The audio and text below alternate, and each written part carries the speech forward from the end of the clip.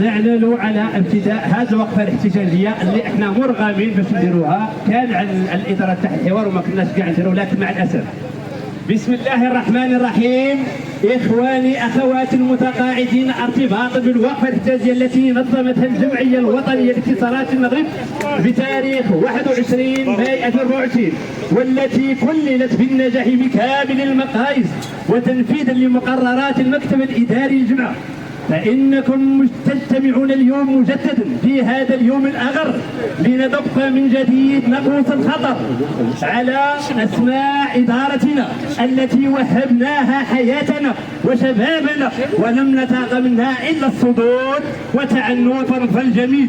نجتمع مضطرين بغاية المطالبة بتعجيل بحل مشاكلنا المتنوعة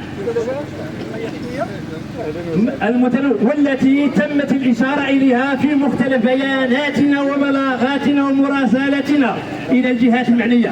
نتوجه بالخصوص إلى السيد رئيس الإدارة الجمعية ومن خلاله إلى أعضاء المجلس الإداري بطلب منه بإلحاح الالتفات إلى مطالبنا المشروعة حفاظا على صورة المؤسسة التي يعمل على تسييرها. حقوقي حقوقي دم في عروقي، حقوقي دم في عروقي. نعم أيها الإخوان والأخوات، نعم أيها الإخوان والأخوات، نقف اليوم لتنظيم هذه الوقفة الاحتجاجية للمرة الثانية تعبيرا منا، ونحن مرغمون على هذه الخطوة الاحتجاجية تعبيرا منا أن ما زلنا نطالب بحقوقنا المشروعة بالطريقة السلمية قبل أن نمر إلى أشكال جديدة من التصعيد نحتفظ بالطريقة المناسبة والوقت المناسب. إخواني أخواتي، إن مطالبنا محدودة وقابلة للتنفيذ، غير أن اتصالات المغرب ما زالت قائمة على تعنتها ورفضها كل أشكال الحوار، وهي تعلم أنها ارتكبت خطأ جسيما في حق المتقاعدين الاتصالات منذ إحداث الشركة سنة 2004. الأسباب في التعامل مع مطالبنا وعدم الاستجابة لها في الوقت الراهن سوف يؤدي إلى مزيد من التعقيد ويؤجج مزيدا من التصعيد، لأن أعضاء الجمعية لا يزالون يأملون أن تتواضع الإدارة وتنزل من برجها العالي إلى طاولة الحوار وإيجاد الحلول الملائمة لهذه المشاكل العالقة التي لا تخدم صورة إيجابية لشركة اتصالات المغرب. في النضال والصمود الحقوق ستعود، بالوحدة والتضامن اللي بغيناه يكون يكون، بالوحدة والتضامن اللي بغيناه يكون يكون، بالوحدة والتضامن اللي بغيناه يكون يكون، بالوحدة والتضامن اللي بغيناه يكون يكون. الحقوق مطالبون صامدون صامدون، الحقوق مطالبون. والغريب في الأمر أن اتصالات المغرب تنفذ جميع الأحكام الصادرة ضدها بسهولة وبسرعة، أما أحكام موظفيها فهي تواجه باللامبالاة والتجاهل التام والامتناع عن التنفيذ، والأكثر من ذلك لا تتوانى في اختلاق العراقل والحجج الواهية لإطالة أمد هذا النزاع.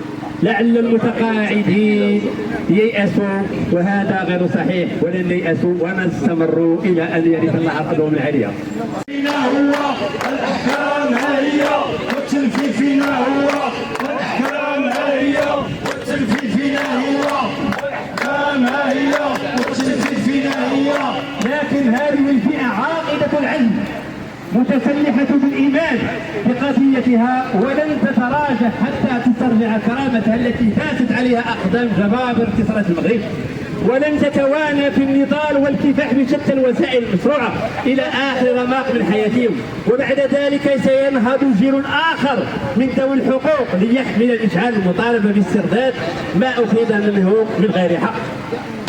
اقتطاعات هي والمساهمات هي، قطاعات هي مساهمات فينا هي، قطاعات هي مساهمات فينا هي، قطاعات هي مساهمات فينا هي، قطاعات هي مساهمات فينا هي، قطاعات هي مساهمات فينا هي، قطاعات هي مساهمات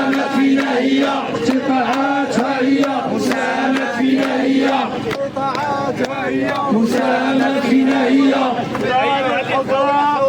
أهداف وقيم، ومن بين القيم أنها شركة مواطنة، إلا أن أكبر ضحاياها هم الموظفون المتقاعدون الاتصالاتيون الذين سلبت منهم حقوقهم وذهبت إلى جهات أخرى يتمتع بها مواطنوها دون مراعاة للتضحيات التي قدمتها هذه الفئة من المتقاعدين في بناء وازدهار هذه الشركة. نحن لا نطالب بزيادة في المعاش ورغم أنها من حقنا، ولكن نطالب بتسوية الوضعية المعاشية المشروعة التي حكمت بها محاكم المملكة، إلا أن هذه الأحكام التي ساهم فيها أكثر من 15 قاضي ومستشار، وفي كل ملف مختلف درجات التقاضي، ولم يتم تنفيذها بسبب تعنت الإدارة. مساهمات في المشات اقتطاعات مساهمات في المشات اقتطاعات مساهمات في المشات المتعلق باسترجاع الضريبة على الدخل، وتبقى الاستفادة من الترقية كفاحا مشتركا بين جميع الإخوان والأخوات تحقيقا لمبدأ المساواة أمام القانون. وعلي فإن ما يتداول بكون الجمعية أسست للدفاع فقط عن تنفيذ الأحكام هذا غير صحيح، والغرض منه اختراق الجمعية والدفاع بها نحو التفريق والدفاع. لذا نؤكد مرة أخرى أن مشاكلنا وقضايانا واحدة لا تقبل التجزئة، وكفاحنا ونضالنا واحد هدفه تحقيق مطالبنا التي عبرنا فيها عن أكثر من مرة. تحية نضالية للسلطة المحلية، تحية نضالية للسلطة المحلية، تحية نضالية للسلطة المحلية، تحية نضالية للسلطة المحلية، تحية نضالية للسلطة المحلية، تحية نضالية للسلطة المحلية، تحية نضالية للسلطة المحلية. ونتكلم عن الترقية. نعم أيها الإخوان، وهذا شيء يندى له الجبين.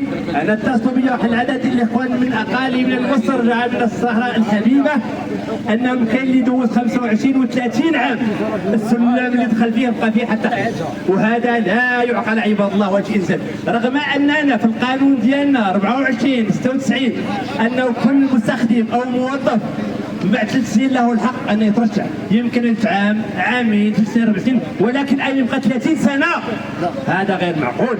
ثانيا أيها الإخوان وأيها الأخوات، نحن أيضا هناك عدد الزيادات منذ 1998.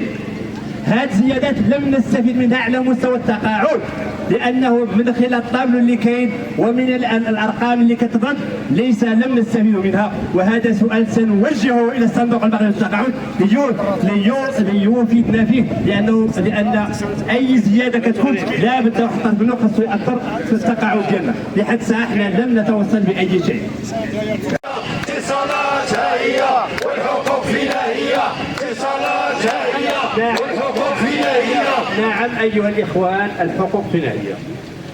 لحد الساعة أيها الإخوان احنا كما راسلنا عدد ديال الجهات داخل المغرب وطالبنا بالحقوق ديالنا، ولكن إلا ما لقينا شيء اللي غادي يجاوب معنا اكيد هذه الحقوق غادي نرفعوها الى منظمات دوليه. نحن الان لان ما بغيناش هذا الشيء تستغل او يكون ضدنا، ولكن اذا لقينا الاذان صامه فهناك جنيف مكتب الشغل الدولي من حقنا نرفعوا ليه، وهناك الامم المتحده نرفعوا لها من حقوق لان هذا في حق الانسان. فلهذا نحن لحد الساعه نحن كمغاربه ونؤمن بالمغرب ونؤمن بالدستور المغربي ونسلم بالحقوق المغرب تحت جلاله الملك الله ينصره. فلهذا على كل من يهمه الامر ان يساهم في حل هذا المشكل قبل ان يتفاقم.